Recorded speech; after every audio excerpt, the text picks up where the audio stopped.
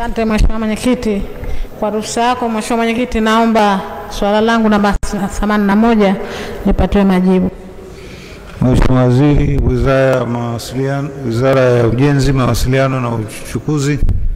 Swala namba 81 Mheshimiwa Chum Kombo Hamisi atamuuliza Mheshimiwa Waziri wa Ujenzi, Mawasiliano na Uchukuzi namba za nyumba na vibango vinavyowekwa barabarani ili kuonesha mitaa ni sehemu ya kazi ya sensa ya kujua idadi ya watu na makazi kwa mwaka. Je, alama hizi ziliwekwa kwa utaratibu upi? Zoezi ambalo pia lilifanikisha katika utoaji wa majina ya barabara, mtaa au njia, taratibu na vigezo vifuatavyo vilizingatiwa. Sheria. Wakati wa utoaji wa majina ya barabara, mitaa au njia ya sheria, mamlaka ya serikali za mitaa zilizingatiwa. Historia. Pale inapowezekana, jina la barabara, mtaa au njia liwe na uhusiano wa kihistoria uliothibitika kwenye eneo husika. Jina la mtu. Mapendekezo yanayohusiana na jina la mtu fulani hayaruhusiwi isipokuwa pale itakapothibitika kwamba jina hilo lina uhusiano na kihistoria na eneo husika au limekusudiwa kumwenzi mtu huyo.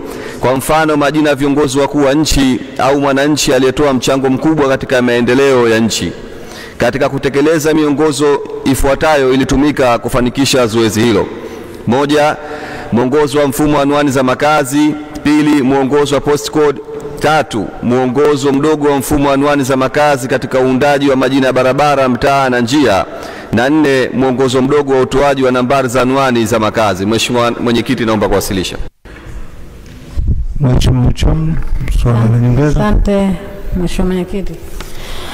Mheshimiwa Waziri, kwanza naomba nichukue fursa hii nipongeze serikali kwa kufanya sensa na kujua idadi ya watu na makazi kwa mustakabali wa kupanga bajeti mbalimbali za kuendesha nchi yetu. Lakini Mheshimiwa Waziri, pamoja na majibu yako mazuri, naomba nikuulize swala moja la nyongeza lenye kipengele na B kama ifuatavyo. Mheshimiwa Waziri, kuna namba ambazo zimewekwa katika nyumba ambazo tunaishi, lakini kuna baadhi ya masheha wanataka zitumike namba zile za zamani, lakini baadhi ya masheha wanataka zitumike namba ambazo zimewekwa muda huu ambao umefanywa sensa.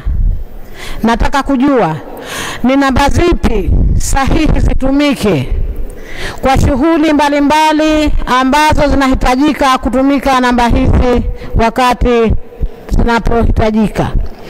Lakini B, kuna baadhi ya namba zile zimewekwa katika maeneo ya nyumba zetu, katika maeneo ya viambazani. Mheshimiwa Waziri, wananchi wana kawaida wanakuwa wanafanya decoration ya nyumba zao kwa kupaka rangi nyumba zao. Je, namba hizi zitakapofutika hazitoleta shida kwa watendaji wetu pale watapohitaji kufanya kazi zao kupitia namba hizi?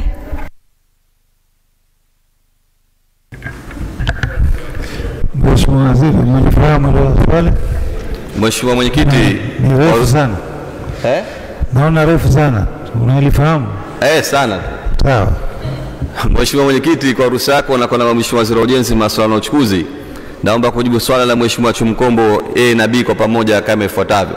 Kwanza, tumhakikishie namba zinazohitajika kutumika ni zile namba mpya ambazo zimeletwa na serikali.